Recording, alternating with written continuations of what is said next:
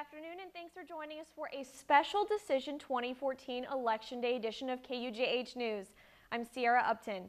Polls close in Douglas County at 7 p.m. People have been voting all day across Kansas. KUJH News reporter Thomas Hoppo is live in Free State High School with more on Kansas voters. Thomas?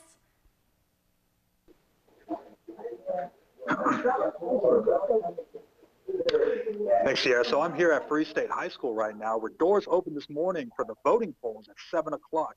But we spoke with election officials earlier today, and they said that voters were lined up as early as 6:30 this morning. We met with voters from all over Lawrence, from veteran voters to voters voting for the first time in their very first election. No matter which precinct we went to, though, all the election officials were happy with voter turnout.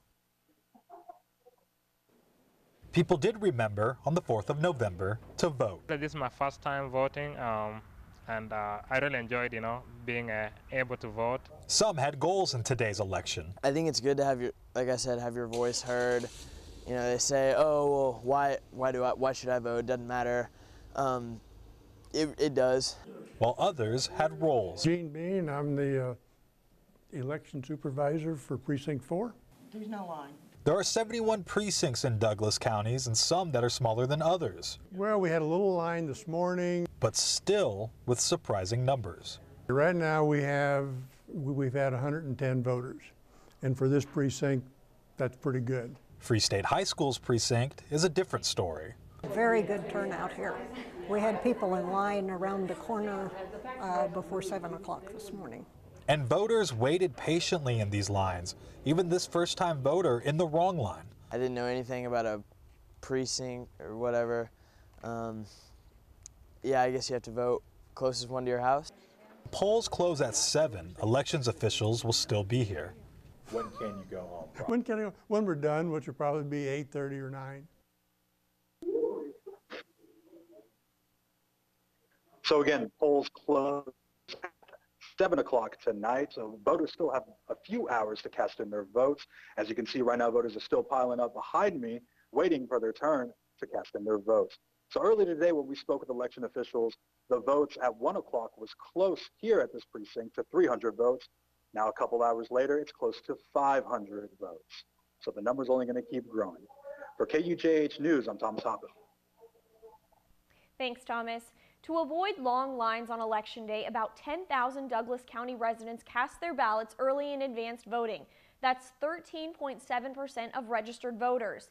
Douglas County Clerk Jamie Shue says he saw heavy turnout. The numbers are higher than the turnout numbers for the 2010 and 2006 midterms.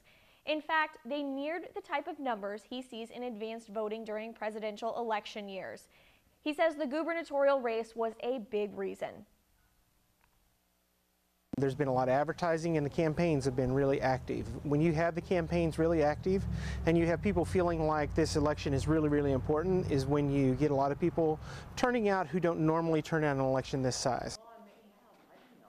Kansas, about 230,000 people cast advanced ballots. That's about 13% of all registered voters. For weeks, a group of students worked to turn out the vote here at KU. Reporter Kaylee Taylor had a chance to follow them around for a day. She's live in the newsroom to tell us about their campaign. Kaylee? Thanks, Sierra. It's no secret that college students are typically the lowest group to turn out for elections. And even with education as a big issue on the ballot this year, predictions for a turnout, young voters, is low. In the 2012 election, only 19% of all voters in the age group 18 and 29, and it's likely to drop for this midterm election. With college students' voter turnout so low, organizations on campus are taking it into their own hands to get students to the polls.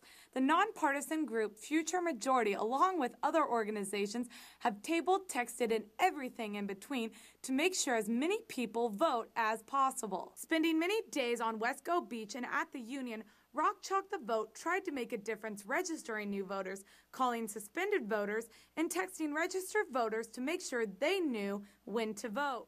We've identified the voters in the area around KU, so all of our peers age-wise in Douglas County. We have a list of them, there's like thousands. We're going to try and contact as many as we can. Future Majority hopes through technology and social media they can reach more young voters. We're doing everything we can to get the word out and to encourage students to cast their ballot this election day. Gress says a big reason why so many students don't vote is because the process can be confusing. Well, this year I think it's because it's pretty inconvenient. We are doing everything we can to make it easy for students, but a lot of it is that they just don't know and they don't necessarily have somebody pushing the information to them. According to the Washington Post, polls can also misrepresent what the young generation really cares about. While it may appear many students care about global warming, in reality, they care more about unemployment and the economy. Rock Chalk the Vote will be at voting stations today, making sure students aren't having difficulty voting. I'm Kaylee Taylor, live in the newsroom. Polls are still open for about 3 hours in Douglas County. Coming up, more on the candidates vying to represent you.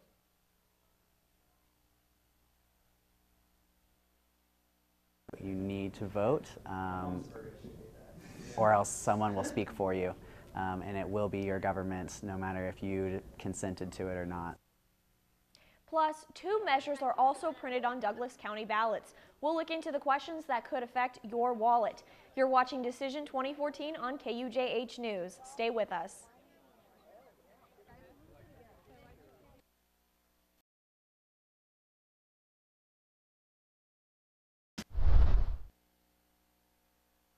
Politics and Washington specifically is completely broken. This is a really critical year for voting. The influence that our one state could have at the national level and the national debate is huge.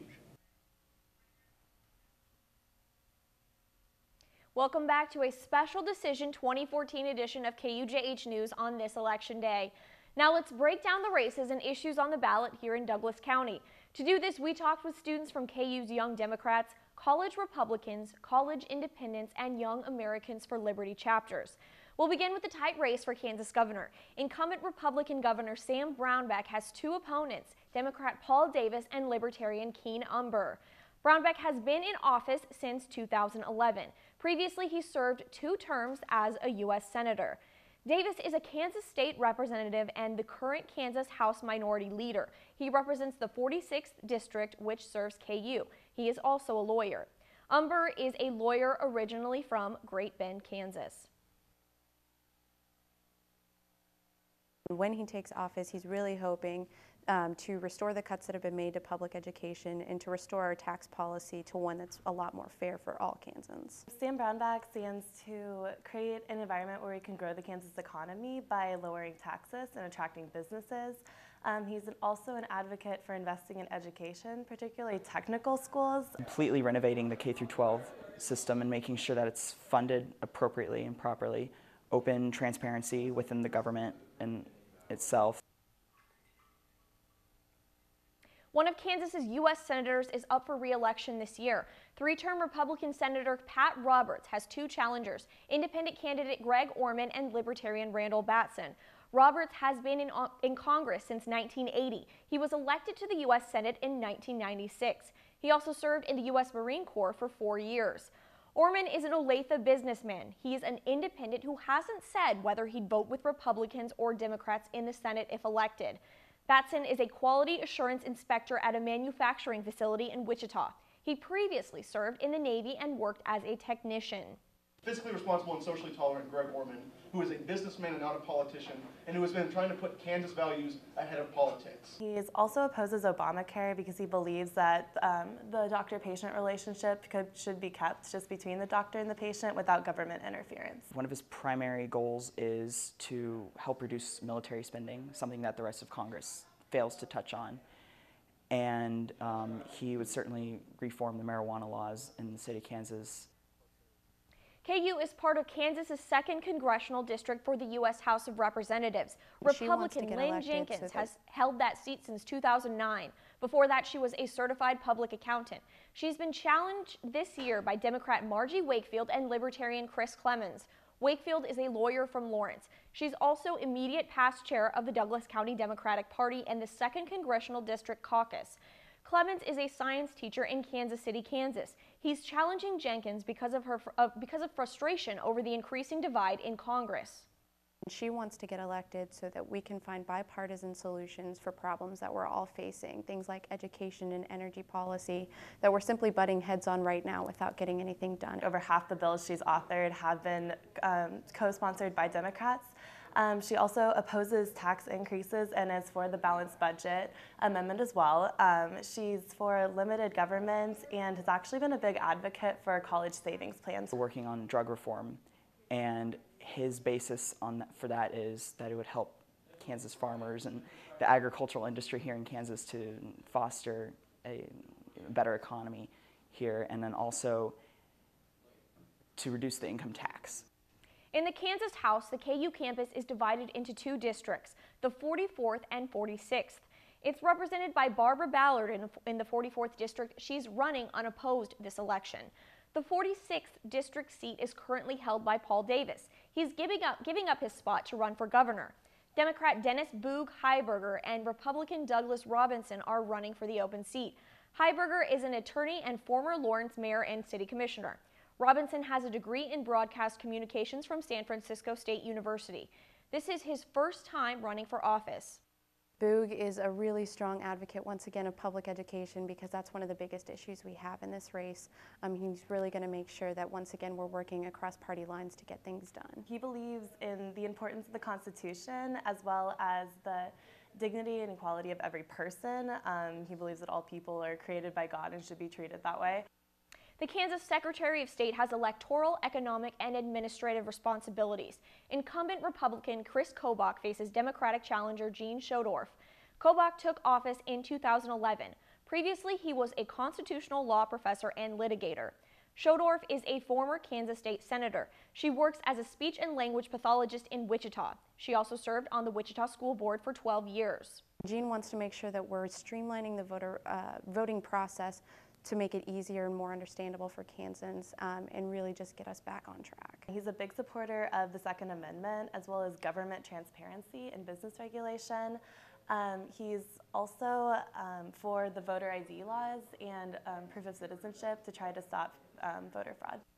The Kansas Attorney General is the state's chief legal officer and law enforcement official. Republican incumbent Derek Schmidt is running against Democrat A.J. KUJH. Schmidt has been in office since 2011. He previously served as a state senator and counsel to the governor. KUJH has been chief counsel in the Kansas Departments of Labor and Administration. He also served as special assistant under state attorney generals for over 25 years. He particularly advocates against fraud against seniors and against scams against consumers, as well as protecting the public from violent crime. Bodenheimer declined to comment on KUJH. She says she doesn't support his approval of Kansas's she doesn't approve his approval of Kansas's same-sex marriage ban. The Kansas Insurance Department reviews insurance companies in the state. The seat for commissioner is open. Current Kansas Insurance Commissioner Sandy Prager isn't seeking a fourth term. She's butted heads with Governor Brownback over health care. Some view this as the reason she's not running for a fourth term. Two candidates are running, Democrat Dennis Anderson and Republican Ken Selzer.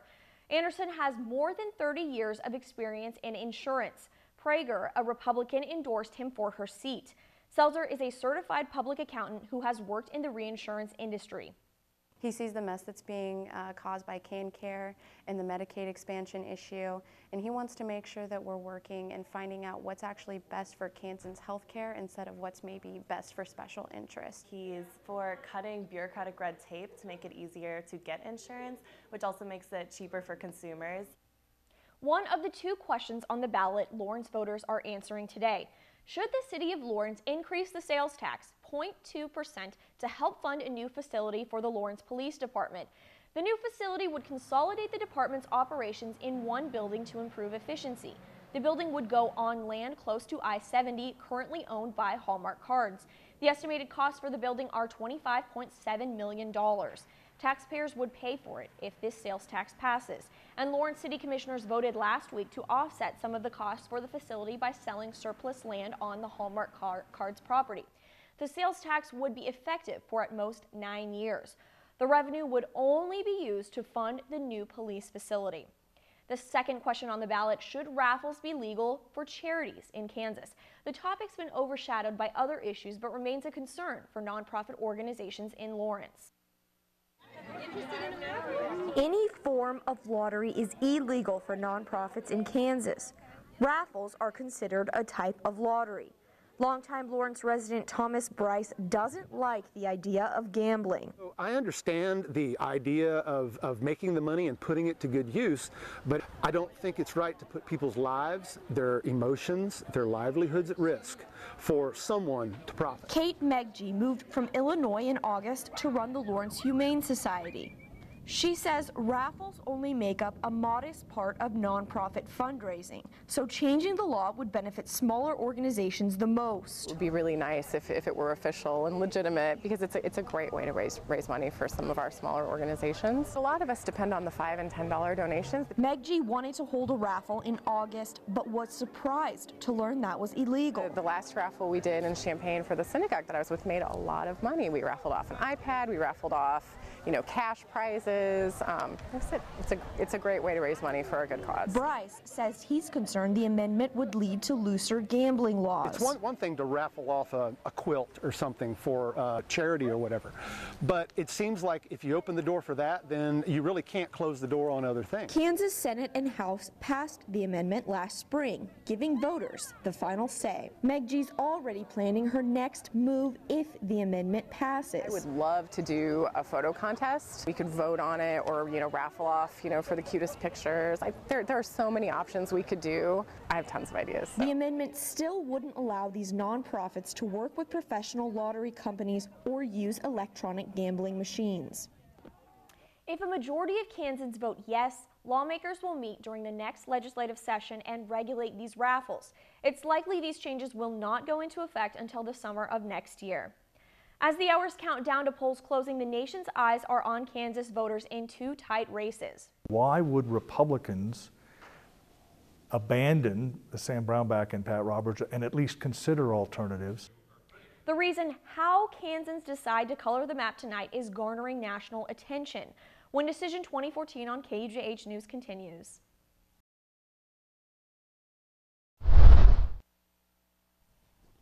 Extraordinarily competitive, perhaps the most competitive races in the country. This November, Kansas holds a title it can rarely claim, Battleground State. Welcome back to the KUJH News Decision 2014 special. Kansas is one of the most Republican states in the country. Nearly twice as many Kansas voters are registered Republican than Democrat. Republicans hold all statewide offices and all 4 congressional seats, and the GOP controls both houses of the state legislature. Yet, Republican incumbents find themselves locked in tight political battles. Chris Kobach, Sam Brownback, and Pat Roberts are extraordinarily big figures in the Kansas Republican Party for different reasons. They're all in trouble. And so I think people are trying to pay attention to see how that all plays out. And Kansans aren't the only ones paying attention to the Sunflower State's political climate. One reason, the United States Senate. Who Kansans elect to the Senate could be the deciding vote over which party controls the governmental body. Nationally, Senate seats in 10 states, including Kansas, are toss-ups. To control the Senate, Republicans need a 51-senator majority. Democrats need 50 because Vice President Joe Biden would break a tie in their favor. The last vote could come down to Kansas's decision between Republican incumbent Pat Roberts and independent challenger Greg Orman. Orman hasn't said who he would vote with if elected. If there's the precise math leads Republicans with 50 and Democrats with 49, he could literally determine which party controls the U.S. Senate, and that's another reason why a lot of people are keeping their eye on Kansas. Voter turnout is important in every election, but this year, some races could be decided by a couple of votes. KU political science professor Burdette Loomis says it's crucial to get voters who don't usually vote in off-year elections to head to the polls. Loomis says Republicans are trying to turn out as many voters from their own side as possible. Candidates like Democrat Paul Davis, who's running for governor, are campaigning toward the middle. Independent U.S. Senate candidate Greg Orman, who doesn't have a political party, is relying on Democrats who go to the polls for Davis to also check his name. I think that because there are so many people who don't vote, that the idea of getting that extra vote out, or 1 vote or 2 votes or 5 votes or whatever per precinct is really important. And particularly in the Roberts-Orman race, that kind of turnout may spell the difference. Secretary of State Chris KUJH predicts half the state's 1.7 million registered voters will vote in this election. Loomis says that's about right for an off-year election. The most recent polls suggest the Kansas governor and U.S. Senate races remain toss-ups. Public Policy Polling released its final poll Monday. In it, Democrat Paul Davis leads Republican Governor Sam Brownback by 1 percentage point, 46 to 45%. Libertarian challenger Keen Umber received 4%, and 4% were undecided. KU political science assistant professor Patrick Miller says Davis will win. I think he'll win by a few points.